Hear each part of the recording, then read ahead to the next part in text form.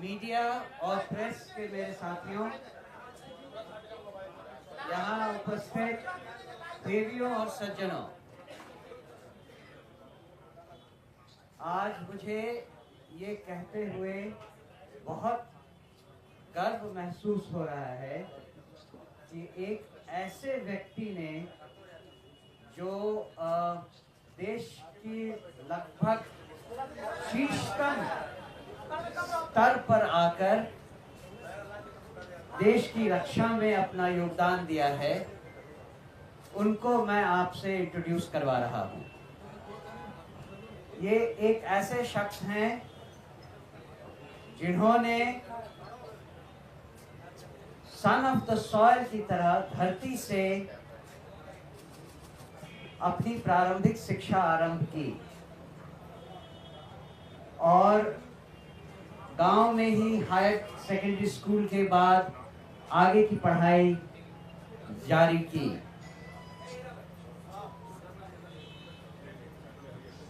मुझे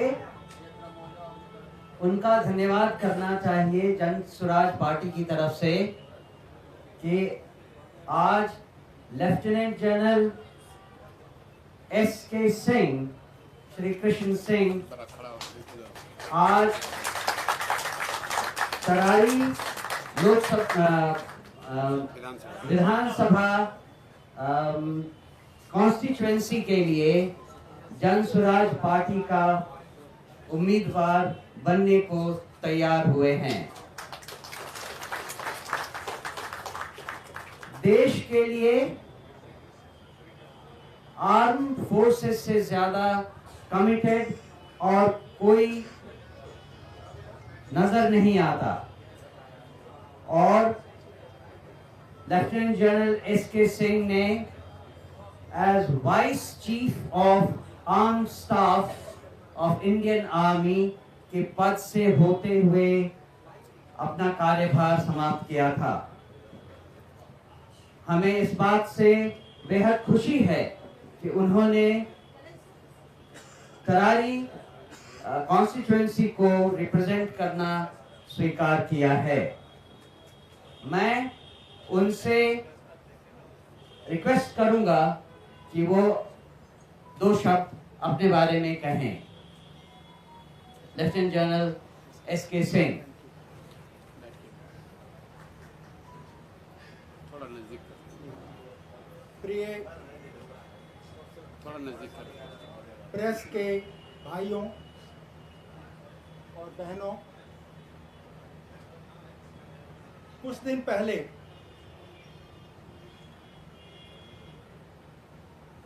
प्रशांत जी से मेरी मुलाकात हुई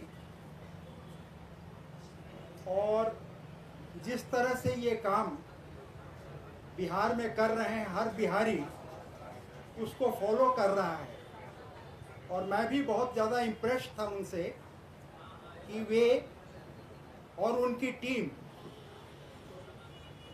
गांव-गांव जाकर के पिछले 2.5-3 साल से मंथन कर रहे हैं और ऐसे कैंडिडेट्स के लिए खोज रहे हैं जो कि सचमुच में देश की सेवा करना चाहता हो, जिसकी छवि ठीक हो और उस तरह से, क्योंकि कैंडिडेट ही सब कुछ है, उसके साथ अपनी पार्टी में बनाकर बिहार के पॉलिटिक्स को अच्छा कर सके।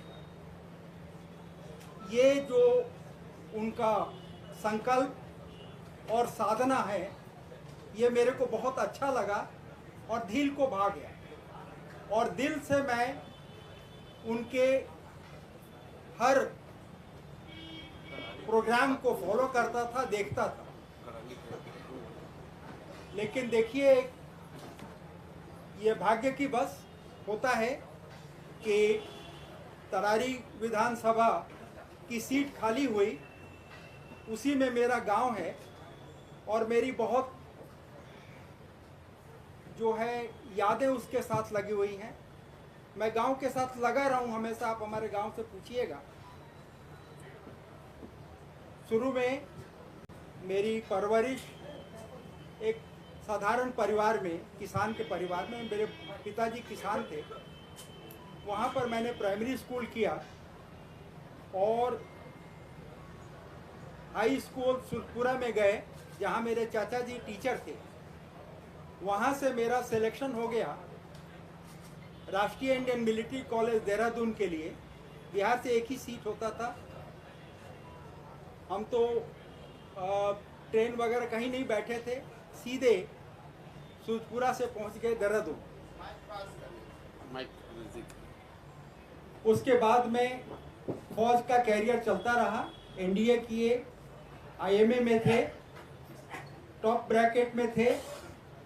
तो मेरे से पूछा गया कि आप क्या ज्वाइन करना चाहते हैं। उस समय मैं बहुत प्रभावित था फील्ड मार्शल मानेकशॉ से। तो मैंने फील्ड मार्शल मानेकशॉ की रेजिमेंट 8 गोरखा राइफल्स ज्वाइन की और as a second lieutenant Delhi में जब मैं पोस्ट हुआ तो उनसे मिलने का मौका मिला। वो मेरे आइडियल बने रहे। और आगे की कहानी कहने से पहले मैं बता देता चाहता हूँ कि जब वो 2008 में उनका देहांत हुआ तो मैं उनके साथ था 4 दिन। और वो हमारे रेजिमेंट के पहले कर्नल ऑफ द रेजिमेंट होते हैं। कर्नल फादर फिगर होता है और मैं 8वां कर्नल ऑफ द रेजिमेंट था जिनके हाथों में उन्होंने दम तोड़ा। तो मेरा लगाव उनके साथ हमेशा लगा रहा। फिर उसी बटालियन को मैंने कमांड किया। इंडियन आर्मी के जो लोग जानते हैं सबसे कठिन इलाका होता है सियाचिन ब्रिगेड। मेरे को सियाचिन ब्रिगेड कमांड दिया गया सबसे ज़्यादा टेन्योर के लिए, टाइम के लिए। उसके बाद मैंने कुपवाड़ा डिवीजन में कमांड किया जहाँ पर कि 2005 में अर्थक्वेक आया था। वहाँ का पूरा रिहैबिलिटेशन करवाया। जनरल सिन्हा जो होते थे उस समय गवर्नर होते थे और मेरे को वहाँ के अति विशिष्ट सेवा मेडल से सम्मानित किया गया। उसके बाद में मैं उसी रैंक में पूना गया सदर्न कमांड में, जहाँ पर कि मिलिट्री वर्ल्ड गेम्स किया जा रहा था पहली बार। उसका पूरा संचालन मेरे हाथों में था और बहुत अच्छा प्रेज हुआ। उसके बाद में मैंने लेह का, जो कि हमारे इंडियन आर्मी का सबसे कठिन और सबसे बड़ा कोर है, उसका कमांड दिया गया। उस समय चाइनीज का जो बिल्डअप हो रहा था उसके लिए पूरा आर्मर्ड रेजिमेंट्स और टैंक्स उस समय मेरे को, मैं अपना श्रेय ले सकता हूं कि मैंने उसको इंडक्ट कराया। वहीं पर वो जो बॉर्डर के जो बना हुआ डिफेंसेस और इंफ्रास्ट्रक्चर बन रहे हैं तो उस समय स्टार्ट किया गया, जबकि अब बहुत अच्छे क्वालिटी के हो गए हैं। उसके बाद मैं आर्मी कमांडर बन करके जयपुर में गया। जयपुर में 1 साल काटने के बाद में मेरे को दिल्ली में वाइस चीफ के तौर पर बुला लिया गया।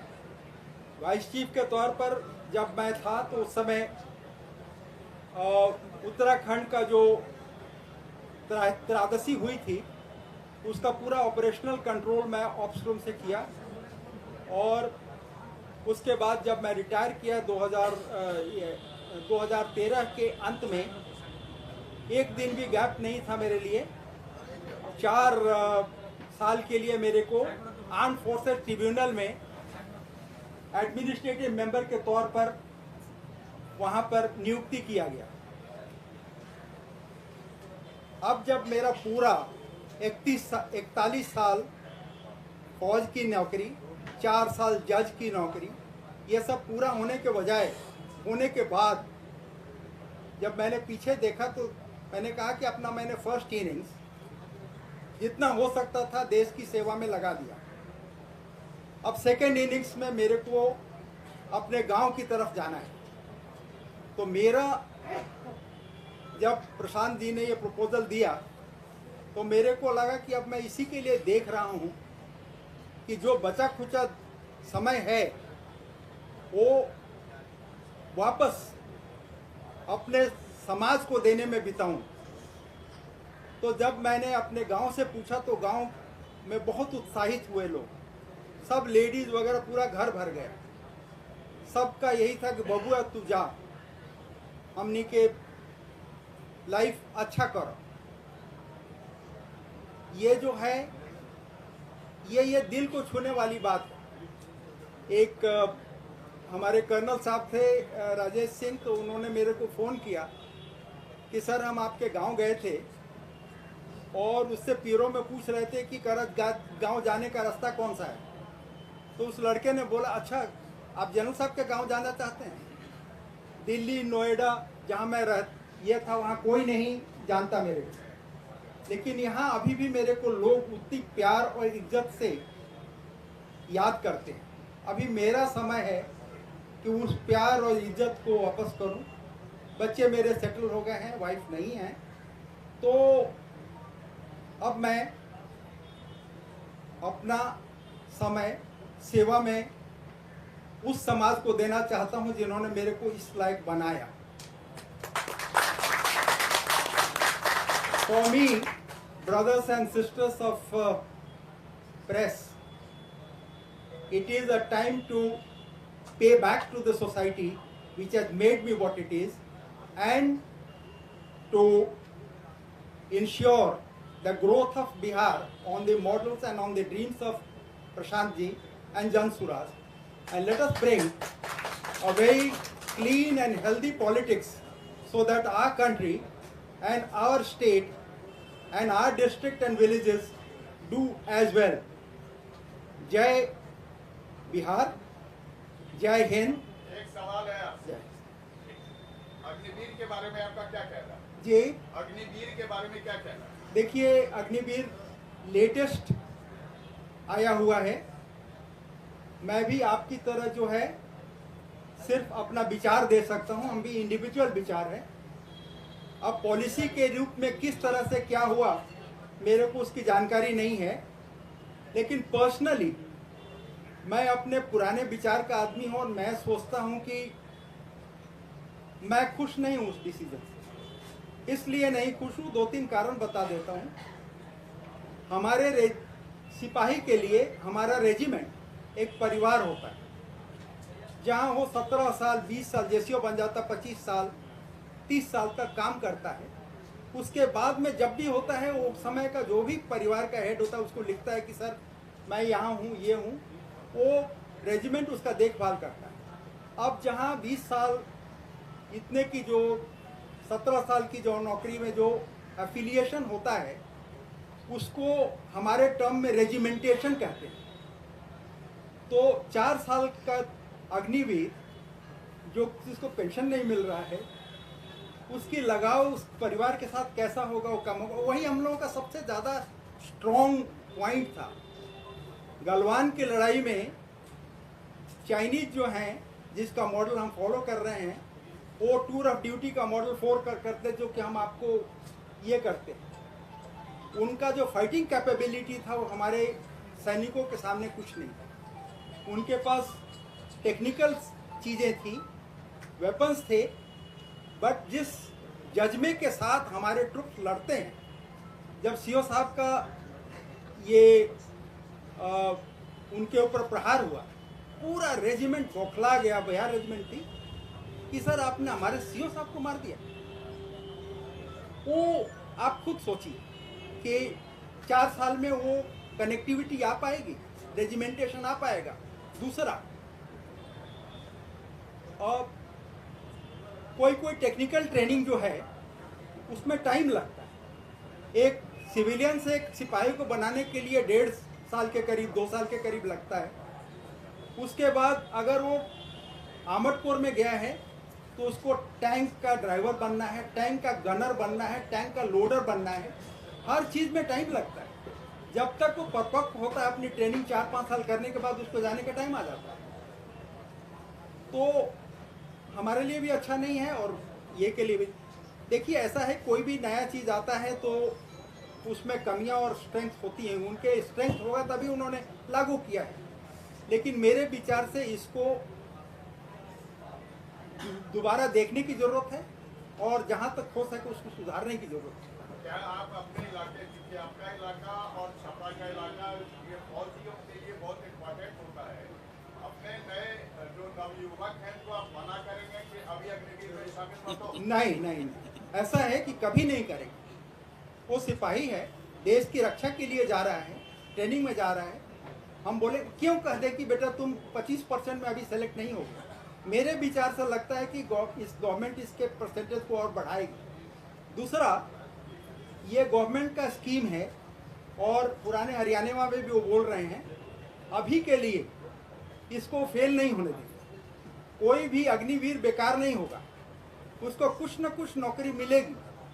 हमने तो जितने भी आए हैं कि सर हम करें कि नहीं करें, हमने कहा बेटा आज जाओ, अगर मैं तुम्हारी जगह होता तो आज जाऊँ। मैं किसी को नहीं रोकूंगा, किसी को एडवाइज नहीं करूंगा, क्योंकि पॉलिसी चेंज होती रहती है। आप दोनों बात कह रहे हैं। नहीं, आप सुनिए, आप पॉलिटिकली देख रहे हैं ऐसे देर पर, मैं तो एक टेक्निकल अपना फौजी के तौर पर बोल रहा हूँ कि जाना है उसको, नौकरी करनी है। हो सकता है उस 25% में आ जाए, हो सकता है ये कोटा 25 से 50, 75 हो जाए, या जैसे पहले आया था शॉर्ट सर्विस कमीशन, उसमें था कि 5 साल के बाद चले जाएंगे आप, फिर 10 साल के बाद चले जाएंगे करके।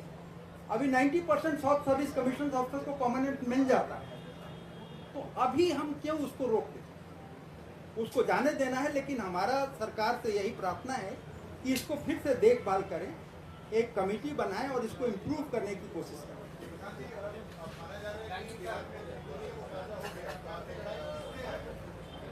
सबसे पहले तो आप सभी मित्रों का धन्यवाद, आप तो इतनी गर्मी में इतनी बड़ी संख्या में आए हैं। मैं लेफ्टिनेंट जनरल एसके सिंह का, माननीय अध्यक्ष भारती जी का और सभी साथियों का यहाँ अपनी ओर से भी अभिनंदन कर रहा हूँ। और आपको बस इतना ही कहूँगा कि जो बात जन सुराज में हमने बिहार के गांव-गांव की जनता को मैंने आश्वस्त किया है, ये उसका आज पहला उदाहरण आपके सामने पेश कर रहे हैं। जो मैंने ये बात बताई है, इसी बिहार की मिट्टी से, इसी बिहार के गांव-गांव को मत के ऐसे लोगों को चुनकर निकालेंगे जो हर व्यक्ति प्रशांत किशोर से ज्यादा काबिल हो, प्रशांत किशोर से ज्यादा बेहतर हो। इसी मिट्टी से, उसी करत गांव से, तरारी से, आप सब यहाँ पत्रकार बंधु हैं। तरारी की पहचान क्या है? बालू माफिया, भूमि माफिया, वो जातीय हिंसा का केंद्र रहा है। उसी तरारी के गांव से, करत से निकले हुए हमारे इसके सिंह साहब भी हैं, वो भी बिहार के लाल हैं। और ये जनसुराज की पहचान है और ये बिहार की पहचान बने, ये उसका अभियान है। और हमने पिछले प्रेस वार्ता में आपको कहा था कि जब भी कोई निर्णय हम लोग लें तो आप लोग उसका पूरा स्क्रूटनी कीजिए कि जो प्रशांत किशोर ने, जनसुराज के साथियों ने कहा, उस पर वो कायम है कि नहीं है।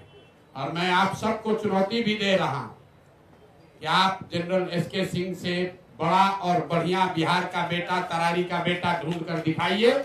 हम बिल्कुल मानने के लिए आप अपनी गलती मान लेंगे। इस उम्र में भोजपुर की पहचान क्या है? लोग कहते हैं बाबू कुंवर सिंह 81 साल के उम्र में अंग्रेजों से लड़े थे। इस उम्र में लेफ्टिनेंट जनरल जो vice chief of army staff है, आपकी जानकारी के लिए बता दूं, बिहार से सिर्फ 2 ही लोग आज तक vice chief of army staff बने। एक एसके सिन्हा साहब थे और एक दूसरे लेफ्टिनेंट जनरल एसके सिंह साहब। इस साधारण अचीवमेंट नहीं है बिहार के बच्चे के लिए। गांव से निकला हुआ लड़का वहां पहुंच गया और ये अचीवमेंट बड़ी गौरव की बात तो है, लेकिन उससे गौरव की बात यह है कि इस उम्र में सारा सुख सुविधा छोड़कर, जैसा जनरल साहब ने बताया, इनकी पत्नी नहीं है, 2 बच्चे यूनाइटेड स्टेट्स में रहते हैं, दिल्ली में अच्छी जिंदगी चल रही है, जीवन भर के लिए सारी सुविधा मिली हुई है, वो सब छोड़कर वापस तरारी में आकर चुनाव लड़ना, ये दिखाता है कि बिहार के लोगों में अपनी मिट्टी को सुधारने का जज्बा अभी दबा है, खत्म नहीं हुआ। इसलिए जनसुराज का जो ये अभियान है, हर गांव से, हर क्षेत्र से ऐसे बच्चों को, ऐसे लोगों को, बिहार के लाल को ढूंढ कर निकालेंगे। और बिहार की जनता के सामने ये अवसर होगा कि अपने सबसे काबिल बच्चों को चुनकर सदन में पहुंचाए, जो कि आपकी जिंदगी को सुधार सके। इसलिए तहे दिल से एक बार फिर से एसके सिंह साहब का धन्यवाद कर रहे हैं। कोई vice chief of army staff वो एमएलए का चुनाव लड़ने आ जाए, आज तक बिहार के इतिहास में हुआ नहीं। ये एमएलए का चुनाव लड़ने नहीं आ रहे, ये बिहार को सुधारने के इस अभियान का हिस्सा बनने आए।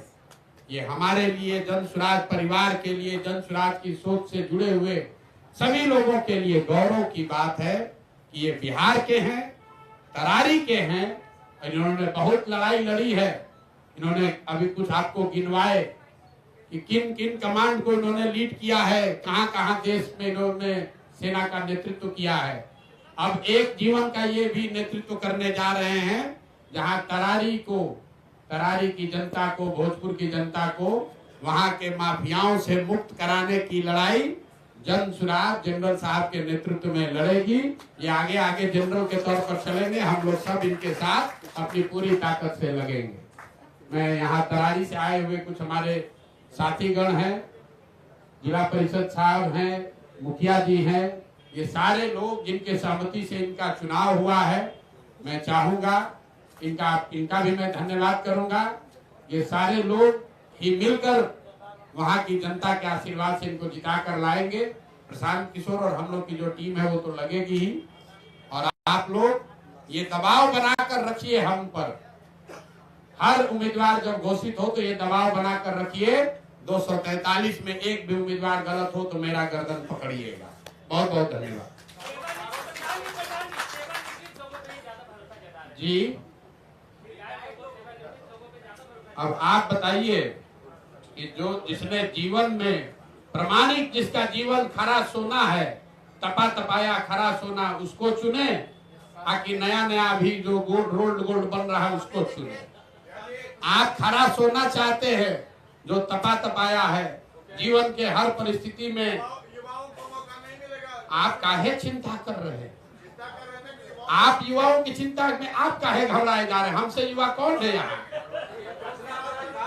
हम आपको युवा दिख रहे हैं कि बुजुर्ग? हम बीच में है ना। तो अभी कई गो सीट अनाउंस हुआ, पहला सीट है, कई गो बाकी है। क्या है रोल गोल अभी बताते हैं आपको। 242 सीट बाकी है। आप लोग को घबराहट बहुत है। 2020 कवर करते करते आप लोग को आदत हो गया।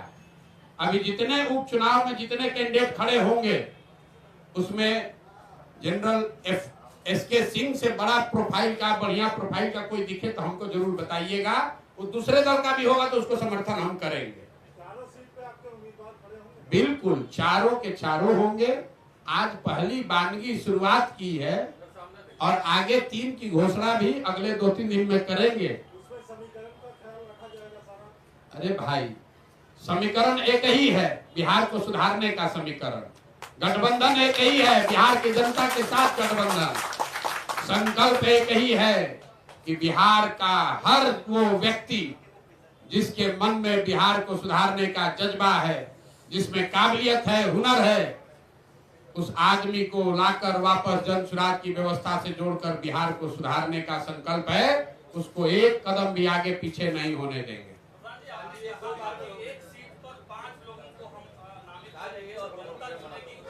बिल्कुल, तो नामित आपको थोड़े ना बताएंगे। जो नामित लोग हैं, ये बगल में बैठे हुए हैं, एक नामित वो थे, उनके बगल में एक बैठे हुए नामित वो थे, और सब पांचों ने मिलकर एक नाम पर सहमति की है। हमने कहा ना भाई, देखिए आप अपना परिचय बता दीजिए। आपको घोषित कर रहे हैं एक संभावित उम्मीदवार में, वहां के जिला परिषद 2 बार आपकी पत्नी जीती हुई है। आप अपना परिचय दे दीजिए। ऐसा नहीं है कि कोई एक कमरे में बैठ के तय हुआ। वहां पर जो 5 लोग नामित थे, उन 5 साथियों ने बैठ के कहा कि नहीं, हम में से जनरल जनता नहीं है, पत्रकार चुनेगा तो जनता है, तरारी की जनता चुनेगा तो गलत है। हमने कहा है कि हर सीट पर 5 संभावित उम्मीदवार चुने जाएंगे और उसमें से एक सबसे काबिल व्यक्ति, वो 5 और जन स्वराज परिवार से जुड़ा हुआ हर व्यक्ति चुनकर बताएगा। तो हम सिर्फ उम्मीदवार नहीं बैठा रहे, इनके साथ जो संभावित उम्मीदवार थे उनको भी बगल में बैठाया। अब आप पहचान नहीं रहे या पहचानने का प्रयास नहीं कर रहे? बिल्कुल ये कर रहे हैं, बताइए जी। मैं घनश्याम मेरा नाम हुआ और तरारी से मेरा जब से जन्म हुआ है तब से मेरा लगा रहा है। मेरी जन्मभूमि तरारी के क्षेत्र रहा है। मेरी पत्नी सहार, तरारी विधानसभा में सहार के 12 पंचायत, तरारी के 19 पंचायत, पीरो नगर परिषद और पीरो के 7 पंचायत शामिल है। इन्हीं सब क्षेत्रों का हमने एक बार तरारी से भी और 2 बार मेरी पत्नी जिला पार्षद के रूप में सहार से चयनित हुई है। और इनका नारा है बदलो बिहार, मेरा उस वक्त का नारा था बदलो सहार। और हमने बदला सहार को, और इसी सहार से बालू बलि, बाहु बलि, धन बलि, ये तमाम बलियों का समीकरण अपने हिसाब से जिस तरीके से ये रणनीतिकार है बिहार के लिए, हमने भी सहार के लिए वो रणनीतिकार बनकर के अपनी पत्नी को 2 बार जिला पार्षद बनाया। और आज जब हम सारे लोगों का एक मानसिकता बने कि हम लोग तरारी से किनको लड़ाएं, तो मैं आपको बता दूं खुल करके, ये प्रशांत जी का चयनित चेहरा नहीं है, ये हम लोगों का चयनित चेहरा है। तो हम लोगों का चयनित चेहरा है। और आपने कहा जुआओं की भागीदारी की बात, मैं जुआ हूँ और हमारे ये पिताजी के तुरंत के मैं पिताजी का साथ छोड़ दूँ। यदि मेरे पिताजी लड़ना चाह रहे हैं और हमको इच्छा कि मेरे पिताजी थल सेना में जा करके देश की सुरक्षा के लिए अपना समय गंवाया है, तो आज तरारी के धरती पर आकर के गरीबों की सेवा, गांव की सेवा और हमारे समाज की सेवा करना चाहते हैं, तो ये बेटा का धर्म बनता है कि अपने पिता का स्थान दे करके तरारी को बदला जाए। और तरारी को बदलने का जिम्मा ये सिर्फ इन्हीं पर नहीं है। तरारी के जो आपने लिखा भी है, हमने जनसुराज का मेरा नारा है हम लोगों का सामूहिक प्रयास। उस सामूहिक प्रयास में ये घनश्याम राय, ये कर्नल साहब, लेफ्टिनेंट साहब के साथ, और ये चुनाव तरारी को बदलने का चुनाव है। तरारी में जिस तरीके से माले का एक तरफ देखिए, मैं वहां से बहुत दिनों से मैं राजनीति से जुड़ा हूँ, 2 पोल पर राजनीति होती रही है। एक नेता आया मंच पर से कहा कि मुझे चुनाव जिता दो, मैं माले को बंगाल की खाड़ी में फेंक दूंगा, तो फॉरवर्ड कम्युनिटी को लगा कि मेरा इससे बड़ा कोई नेता नहीं है। दूसरा नेता आया, उसने कहा कि मैं रणवीर को उठा के बंगाल की खाड़ी में फेंक दूंगा, तो बैकवर्ड कम्युनिटी को लगा कि इससे बड़ा नेता मेरा कोई नहीं है। जबकि स्वास्थ्य की चर्चा कभी नहीं हुई, शिक्षा की चर्चा कभी नहीं हुई है, और तरारी के विकास की चर्चा कभी नहीं हुई। तरारी में वैसे लोग आकर के प्रतिनिधित्व करने लगे जिनका बाहुबली का नाम पड़ता है, जिनका धन बलि का नाम पड़ता है, जो बालू बलि है लोग, वो प्रत्यक्ष हो या परोक्ष हो, ऐसे लोगों को। और एक नया चीज आपको यही बता दूं तरारी के लिए, तरारी में अब वंशवार नहीं चलने दिया जाएगा। और हम लोग किसी भी कीमत पर, हम ये भी नहीं है कि जाति और धर्म की बात वहाँ होती है, वहाँ मानवता की बात होती है। हम लोग ह्यूमन होकर के तमाम लोगों के परिवर्तन की बात, सहार को बदलने की बात, तरारी को बदलने की बात, पीरों को बदलने की बात, और ये सब बदल करके हम लोग आपको एक अच्छा रिजल्ट देंगे। आपके सामने रिजल्ट आएगा और हम पूरी दावा के साथ कहते हैं कि हम मजबूत स्थिति में लेफ्टिनेंट साहब को रखेंगे। चलिए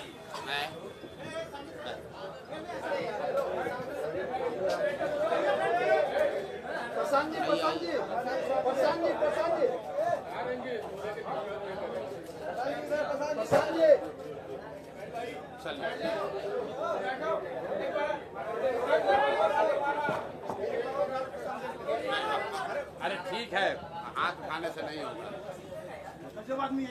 आइए आइए। बाकी टीम कब होगा अनाउंसमेंट? अरे धीरे धीरे खाइए, इतने कीजिए ना जो पचे। एक ही बार ज्यादा दे देंगे डोज तो पचेगा नहीं ना।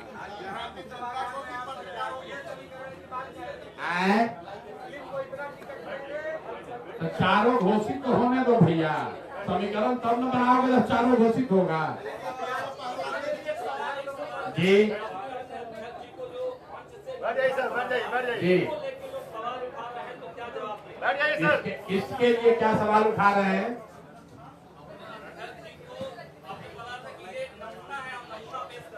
नमूना जो है ये भोजपुरी का वर्ड है।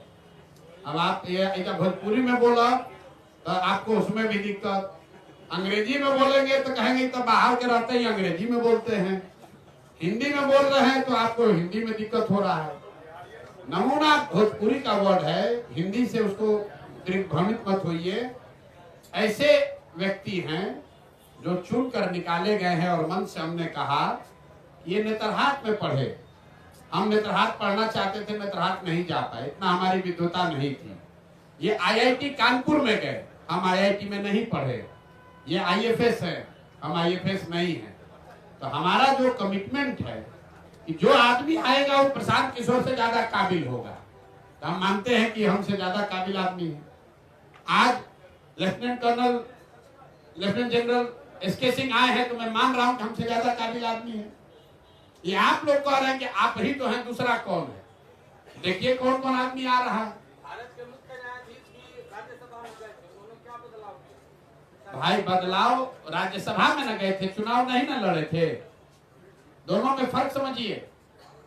बिहार का एक बेटा ये चाहते तो ये राज्यसभा जा सकते हैं, प्रशांत किशोर राज्यसभा जा सकते हैं, आपको मालूम है। लेकिन हम लोग राज्यसभा छोड़कर यहाँ पर आकर अपनी मिट्टी का कर्ज अदा करने के लिए लड़ रहे हैं, ये फर्क है। एसके सिंह साहब ने कोई सरकारी पद लेकर अपना जीवन बिता सकते थे, जरूरत क्या है, एक बार आप बन गए तो सारी सुविधा उसको मिलती है।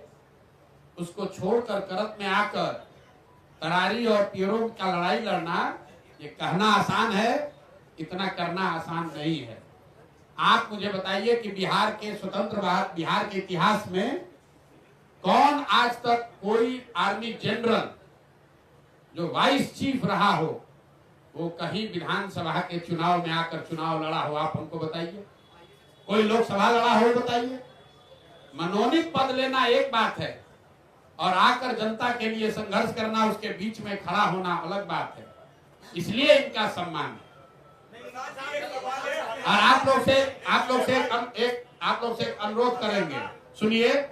हम 2-2.5 बरस जब हम गांव चले हैं, ये जो आप लोगों ने परिपाटी बना ली है, कोई अच्छा आदमी खड़ा होता है तो आप लोग कहते हैं बिहार में ना चलेंगे।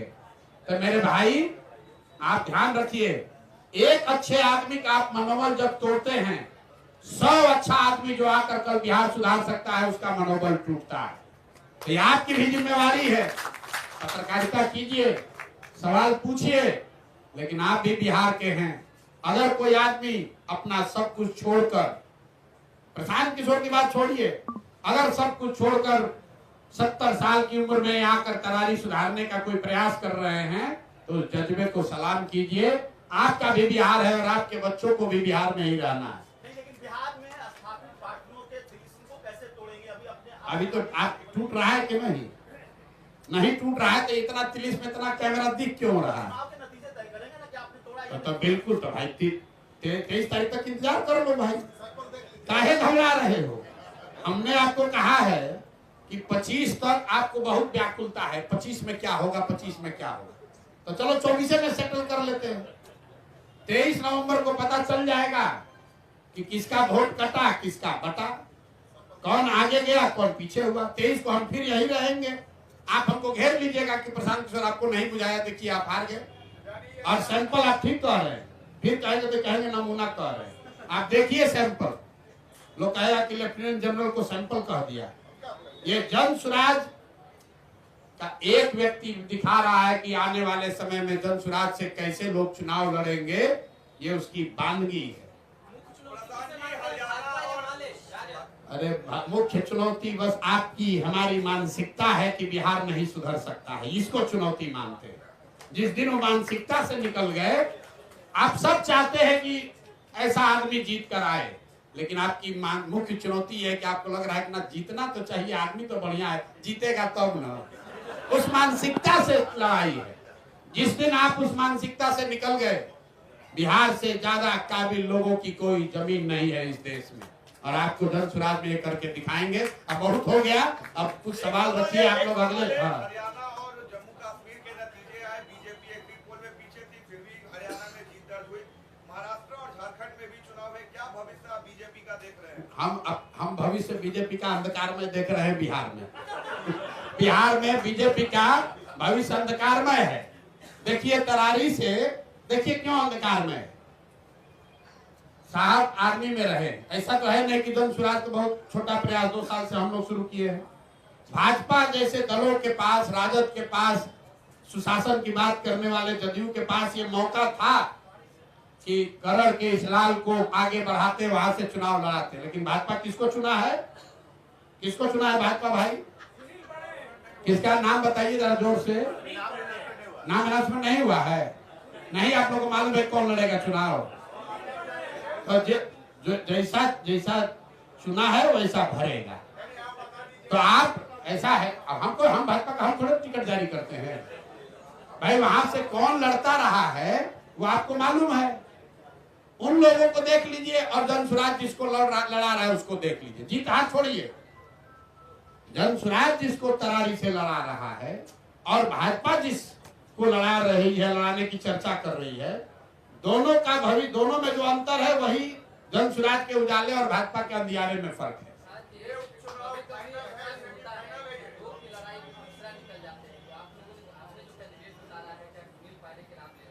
हम नाम लिए किसी का? आपको मालूम है कौन भाजपा से लड़ेगा? बोलिए जोर से बोलिए, कौन भाजपा से लड़ेगा? बोलिए जोर से जरा, हम लोग को नहीं मालूम है। अरे आप बताइए ना किसका नंबर बताइए, नाम बनाने काहे घबरा रहे हैं? अरे हम भैया किसको फायदा, पहले बात पहले नाम बताओगे तब ना बताएंगे किसको फायदा। हम कहाँ बुलवा रहे हैं भाई? भाजपा ने आप लोगों से के माध्यम से खबर हुआ कि भाजपा ने अभी उम्मीदवार घोषित नहीं किया है, लेकिन मैं जानता हूं कि इनकी कितनी कुवत है। ये जाति, धर्म और जातीय हिंसा, माफिया, चुनाव विनेबिलिटी के नाम पर गलत लोगों को टिकट देने से आगे बढ़ नहीं सकते हैं। वैसे ही किसी गलत आदमी को टिकट देंगे। हम लोग चुनाव हारे या जीते, गलत आदमी को टिकट नहीं देंगे।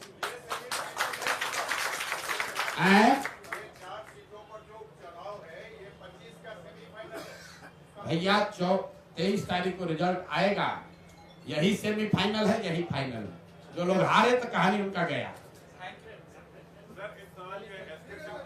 जी जी, क्या ये सच है सर कि 2014 में आरा से बीजेपी आपको लड़वाना चाहती थी, आपने मना किया था? नहीं, ऐसा बात नहीं है।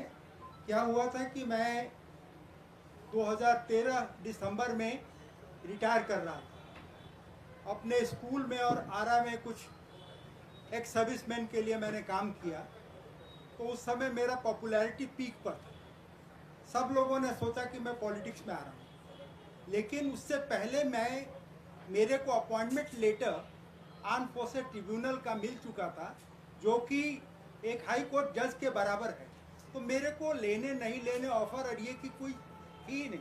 पहला ऑफर मेरे को, मैं पब्लिकली बोल रहा हूँ, पहला पॉलिटिकल ऑफर जन स्वराज से ही मिला और मैंने उसको स्वीकार किया, क्योंकि मैं इनको फॉलो करता रहा हूँ। आरजेडी से पहला ऑफर मिलता था, आप स्वीकार करते हैं?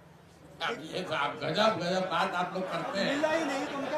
हम ये चाहते हैं कि जब जनरल साहब जीत जाए तो आप लोग को आर्मी के कॉम्बैट ट्रेनिंग में बुलाया जाए, आप लोग का फिटनेस चेक करने के लिए। आप लोग ये आए हैं जनरल साहब, तो सारे पत्रकार लोग घेर लिए हैं। कोई अग्निवीर पर पूछ रहा है, कोई आरजेडी से। अरे भाई आप आए हैं, ये बिहार की सेवा के लिए आए हैं, इस मिट्टी के भले के लिए आए हैं। आप लोग शुभकामना दीजिए।